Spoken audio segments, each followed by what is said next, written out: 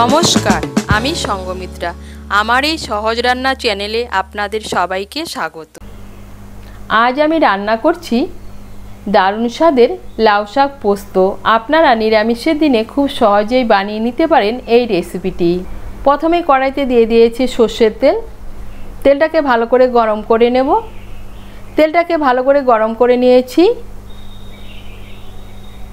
এখন এর মধ্যে দিয়ে দিচ্ছি ফোড়ন। এর মধ্যে দিয়ে দিচ্ছি দুটো শুকনো লঙ্কা, দিয়ে দিচ্ছি 1/4 টিস্পুন কালো জিরে। ফোড়নটা দিয়ে একটু নাড়াচাড়া করে নিয়ে এর মধ্যে দিয়ে দিচ্ছি কেটে রাখা আলু। এখানে আমি দুটো মাঝারি সাইজের আলু নিয়েছি। আলুগুলোকে সরু সরু করে কেটে নিয়েছি।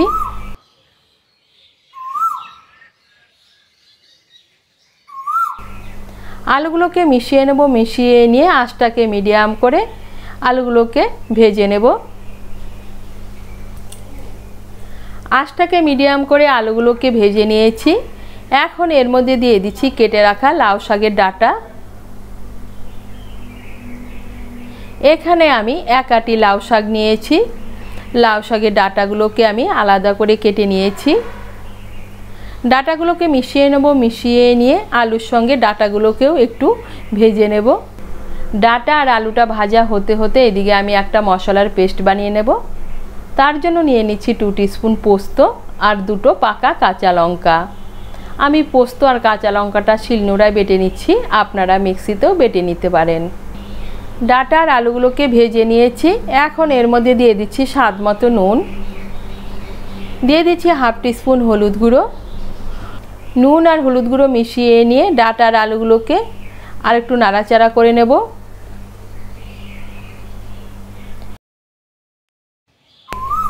আলু আর ডাঁটাগুলোকে আর একটু নাড়াচাড়া করে নিয়েছি। এখন এর মধ্যে দিয়ে দিচ্ছি লাউ শাকের পাতাগুলো।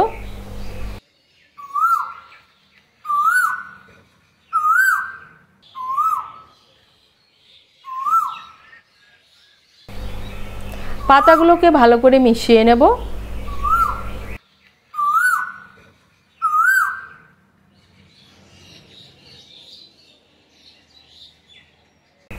পাতাগুলোকে ভালো করে মিশিয়ে নিয়েছি।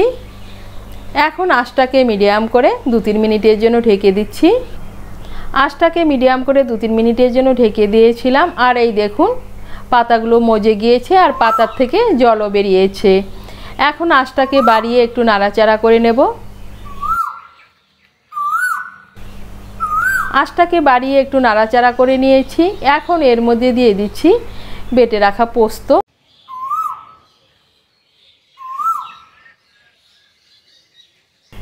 পোস্ত আর কাঁচা লঙ্কা বাটাটাকে ভালো করে মিশিয়ে নেব।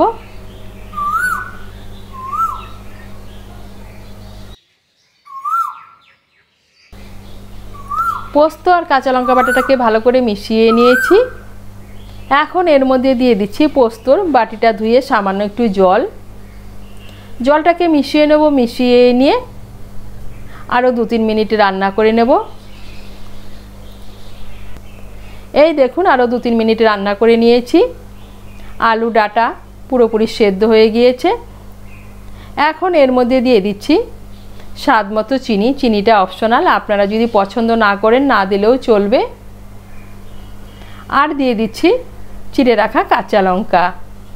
মিশিয়ে নেব। মিশিয়ে নিয়ে আর একটু নাড়াচাড়া করে নেব। চিনি আর কাঁচা লঙ্কাটাকে মিশিয়ে নিয়ে আর একটু নাড়াচাড়া করে নিয়েছি। এখন এর মধ্যে দিয়ে দিচ্ছি 1 চামচ কাঁচা সর্ষের তেল। সর্ষের তেলটাকে ভালো করে মিশিয়ে নেব। মিশিয়ে নিলেই তৈরি লাউ শাক পোস্ত। আপনারা নিরামিষের দিনে খুব সহজেই বানিয়ে নিতে পারেন এই লাউ শাক পোস্ত। খেতে কিন্তু অসাধারণ লাগে। আপনাদের যদি এই রেসিপিটি ভালো লাগে তাহলে লাইক এবং শেয়ার করবেন। আর রেসিপিটি কেমন হয়েছে কমেন্ট করে জানাবেন। আরও নতুন নতুন রেসিপি পাওয়ার জন্য চ্যানেলটিকে সাবস্ক্রাইব করে পাশে থাকবেন। ধন্যবাদ।